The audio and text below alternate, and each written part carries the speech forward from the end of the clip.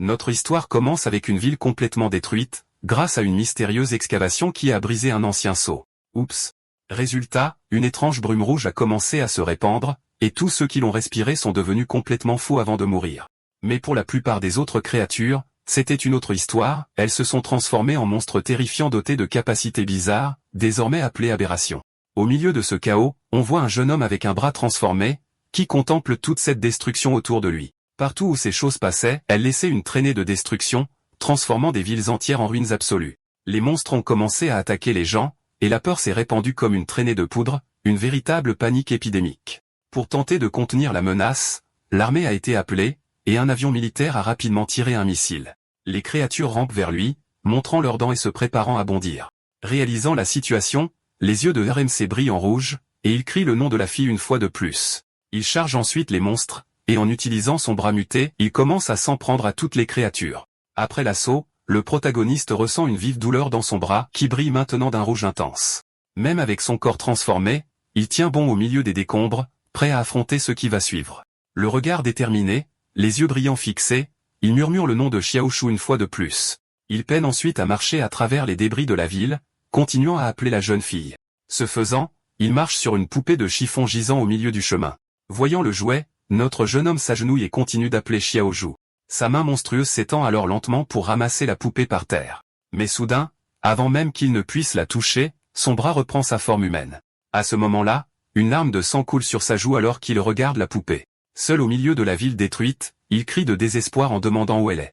L'histoire revient ensuite 3 jours plus tôt, avec un reportage parlant d'une mystérieuse brume rouge. À l'intérieur d'une voiture, on voit notre protagoniste et Xiaoshu coincés dans un énorme embouteillage.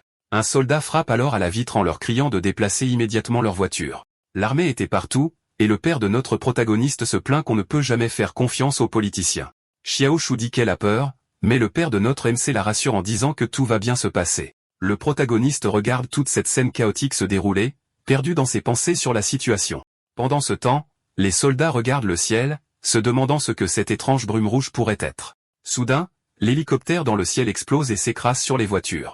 Tous les occupants du véhicule sont abasourdis par la scène, et le père de notre MC est horrifié par ce qu'il voit. Voyant le danger, le jeune homme agit vite, protégeant sa sœur et lui criant de se baisser. Juste à ce moment-là, leur voiture est percutée par un autre véhicule, ce qui la fait basculer sous l'impact. Notre type réussit à sortir des débris en rampant et crie, inquiet, demandant si ses parents vont bien. Son père répond que sa jambe est coincée, tandis que sa mère tousse, confuse par toute cette situation. Les parents du protagoniste sont blessés, et Xiaoshu est terrifié par tout ce qui se passe. Soudain, le protagoniste regarde sur le côté et demande d'une voix effrayée, « Qu'est-ce que c'est que ça ?» Une créature géante ressemblant à un dragon apparaît, et tout le monde commence à courir pour sauver sa vie. Coincé dans l'épave, le père de notre MC leur crie de sortir de la voiture et de courir. Notre jeune homme réussit à se libérer et sort rapidement sa sœur du véhicule détruit. Il la prend par la main, et ils commencent tous les deux à sortir de la voiture. Ses parents le supplient de prendre sa sœur et de partir, mais notre MC refuse de les abandonner. Xiaoshu crie alors à l'aide en voyant un monstre attaquer quelqu'un juste devant elle. Voyant la situation, sa mère l'attrape et crie désespérément pour qu'il s'enfuit. Maintenant, avec un sourire triste, sa mère lui demande de s'occuper de Xiaoshu, lui disant qu'il est maintenant le grand frère. Soudain, une explosion d'énergie rouge frappe la zone, et les deux frères et sœurs sont projetés au sol. À ce moment-là, l'un des loups monstrueux apparaît juste devant eux, prêt à attaquer. Désespérés, les deux frères et sœurs se retournent et crient après leurs parents, qui sont toujours coincés dans la voiture. La créature, avec ses yeux rouges brillants, regarde les frères et sœurs, montrant ses dents. Notre protagoniste essaie de revenir pour aider, mais sa sœur le retient alors que le loup se rapproche de la voiture. Dans le ciel, un monstre volant géant cause encore plus de destruction et de chaos dans toute la ville. Les animaux n'étaient pas les seuls affectés par la brume, ils se transformaient tous en monstres. Les gens devenaient également fous, s'attaquant les uns les autres au milieu de la rue. Courant pour sauver sa vie avec sa sœur, notre jeune homme se demande ce qui diable arrive au monde.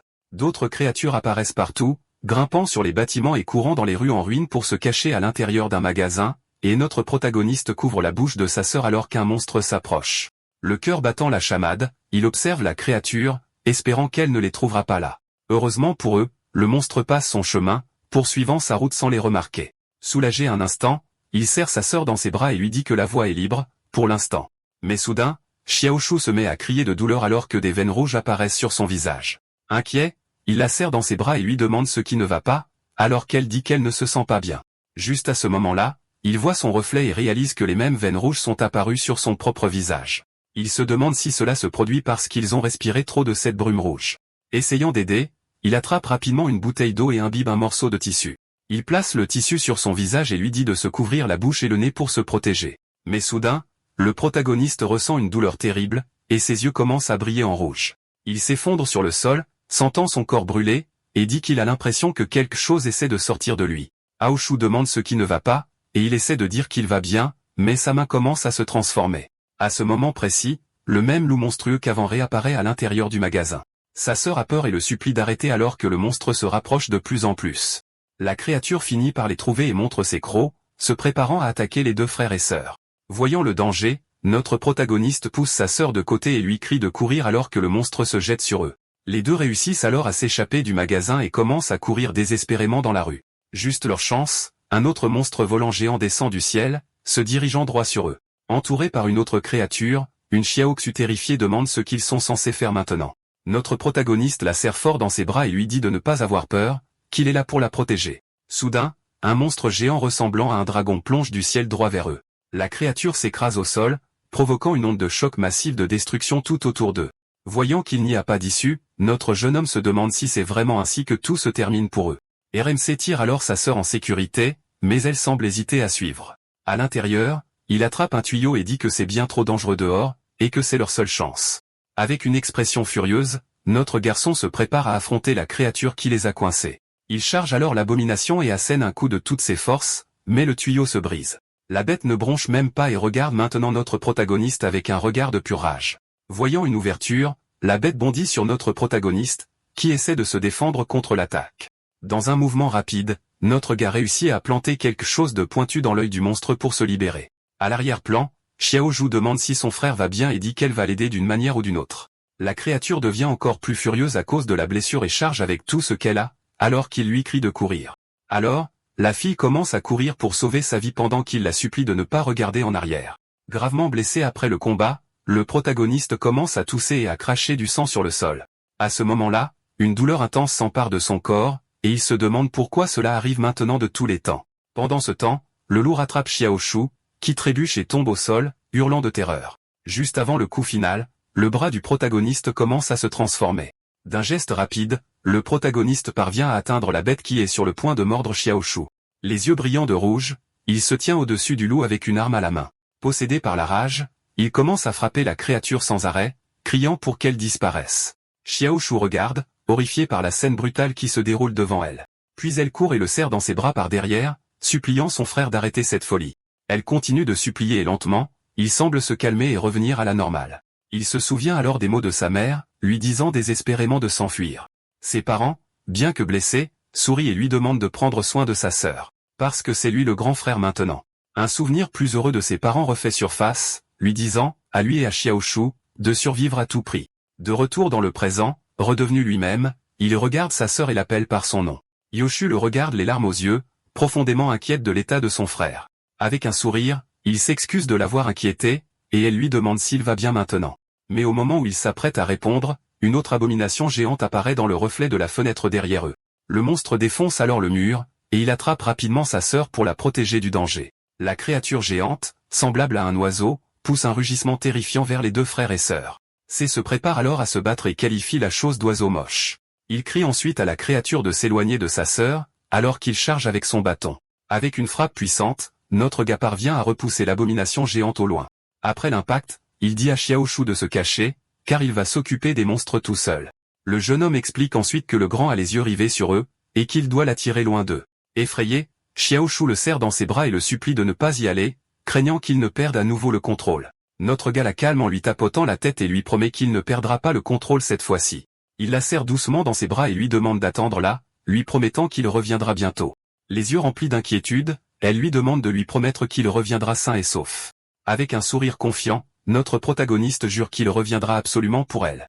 Cela dit, notre garçon part en courant pour éloigner les abominations de sa sœur. Il pense alors que chasser les monstres et absorber leur énergie pourrait le rendre plus fort. Alors, il affronte un nouveau monstre en croyant que le vaincre lui donnera le pouvoir dont il a besoin. Le MC crie alors à la créature de tomber alors qu'il la fixe avec détermination. Mais le grand monstre l'ignore, et plusieurs loups l'encerclent à la place. Il se dit, quoi ? Ne suis-je même pas assez bon pour que tu te battes? Furieux, il se prépare à se battre, disant qu'il devra se frayer un chemin vers le grand boss à la dure. Sur ce, il commence à attaquer les loups et assène un coup solide à l'un d'eux avec son bâton. Juste à ce moment-là, une des créatures réussit à lui mordre le bras, mais il l'attrape avec colère. Ensuite, ses bras se transforment, et il détruit 2 loups en même temps, criant pour qu'ils périssent tous. Avec un sourire méchant, il se demande si c'est ce que l'on ressent quand on a du pouvoir, disant que c'est incroyable. Dans le ciel, un vieil avion apparaît soudainement, volant droit vers l'abomination géante. La créature volante repère l'avion, et notre gars est juste confus par toute la situation. Il regarde ensuite son bras transformé et se demande ce qui lui arrive. Juste à ce moment-là, l'avion tire un missile qui arrive à toute vitesse droit vers lui. Inquiète, Xiaoxu sort de sa cachette, mais il crie désespérément pour qu'elle reste où elle est. Le missile frappe alors le sol, provoquant une explosion gigantesque qui détruit tout autour. L'avion survole le site de l'explosion, et quelqu'un à bord dit qu'il y a encore des survivants. Des soldats arrivent mais décident de laisser le protagoniste derrière eux pour avoir été infecté, ne prenant que Xiaoshu. Sur ce, un des soldats la ramasse et l'emmène rapidement loin de là. Allongé sur le sol, il tend la main et appelle le nom de Xiaoshu, alors qu'il est laissé derrière. Avec une expression déchirante, Xiaoshu lui pose une question qui blesse profondément, pourquoi ne l'a-t-il pas sauvé? Elle lui demande pourquoi il n'est pas venu la chercher, alors que notre garçon crie désespérément son nom. Juste à ce moment-là, son bras transformé est aperçu au milieu des flammes du cauchemar qui le hante. Et juste comme ça, notre protagoniste se réveille surpris et essoufflé de cet horrible rêve. La main sur la tête, il peste d'avoir fait le même cauchemar et se demande où pourrait être sa sœur. Que son secret soit toujours en sécurité, notre gars se lève et attrape son équipement pour le travail. Il se souvient avoir fouillé tous les abris, mais n'avoir trouvé aucune trace de sa sœur. Il a donc rejoint la patrouille frontalière pour avoir plus de chances de retrouver Xiaoshu. Et maintenant, on découvre l'avant-poste de la ville de Shishi, un endroit qui a connu des jours meilleurs, c'est le moins qu'on puisse dire. C'est un véritable désastre. Il retrouve son capitaine, Jiajin, et s'excuse d'être arrivé en retard. Mais le capitaine ne veut rien entendre. Il lui donne un bon coup de pied et le traite de bon à rien. Puis il lui ordonne de monter à la tour de guet, le menaçant de ne rien gâcher. Du haut de la tour, notre héros regarde la ville et la brume qui a tout détruit il y a 6 mois. Il fixe la tour, se demandant si ce monstre s'y cache encore. Le capitaine, en tirant sur sa cigarette, dit que si l'unité spéciale ne peut pas s'en occuper, il n'y a pas grand-chose qu'il puisse faire. Un soldat mentionne la renommée de l'unité spéciale, et le capitaine ricane, doutant qu'elle puisse échouer.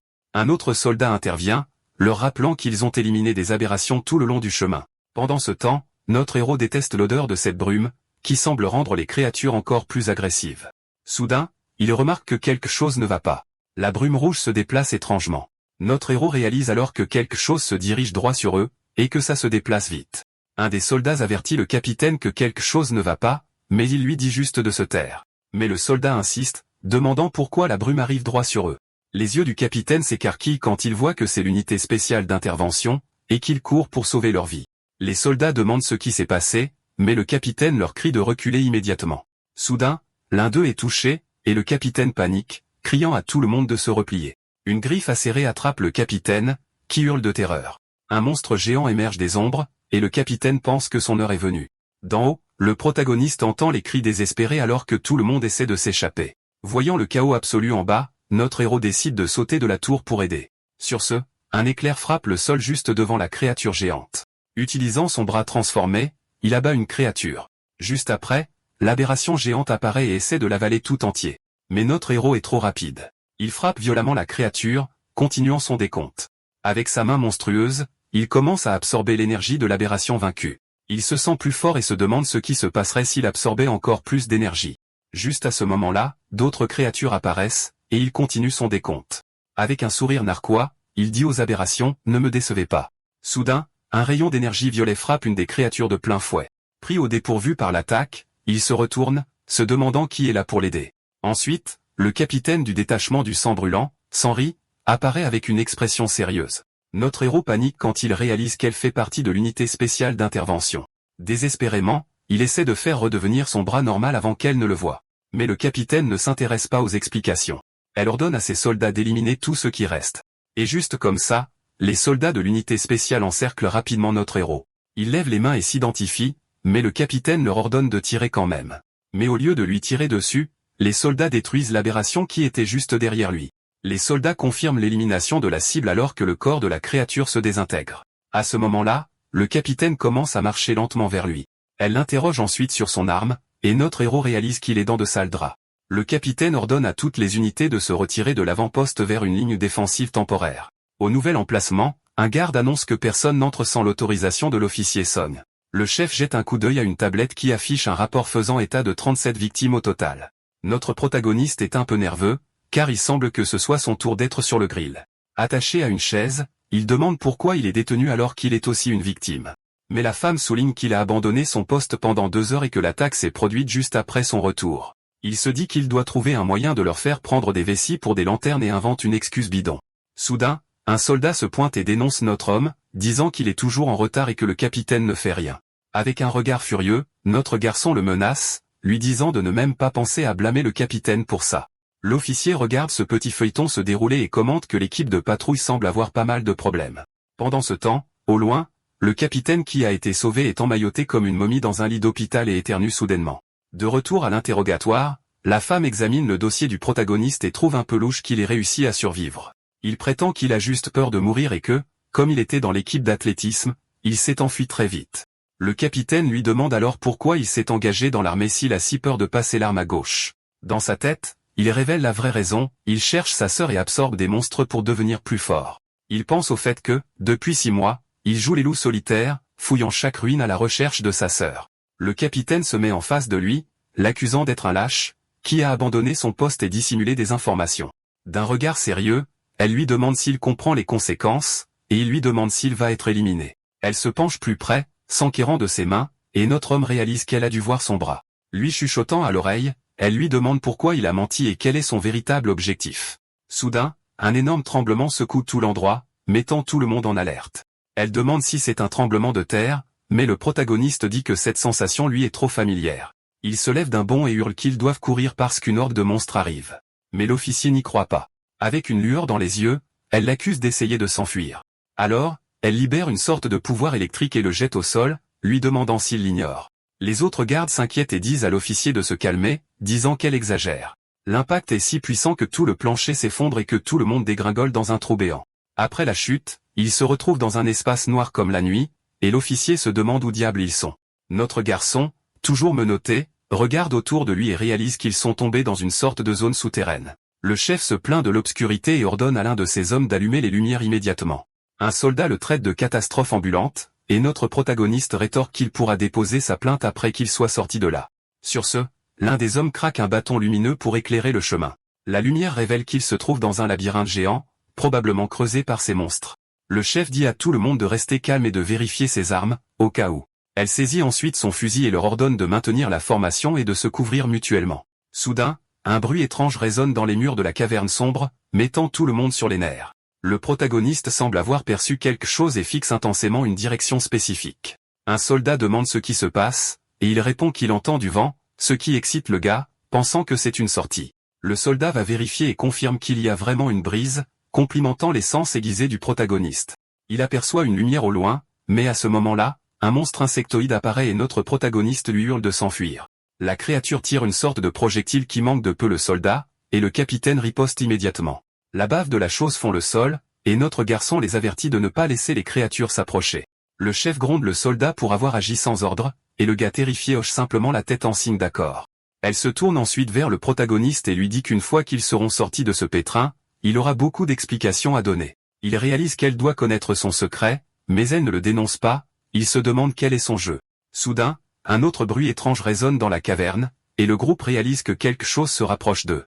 Un essaim de créatures qui ressemblent à des insectes géants émerge, avec des yeux rouges brillants et des dents acérées comme des rasoirs. Puis une horde massive de ces insectes encercle complètement le groupe, ce qui fait paniquer un soldat devant leur nombre.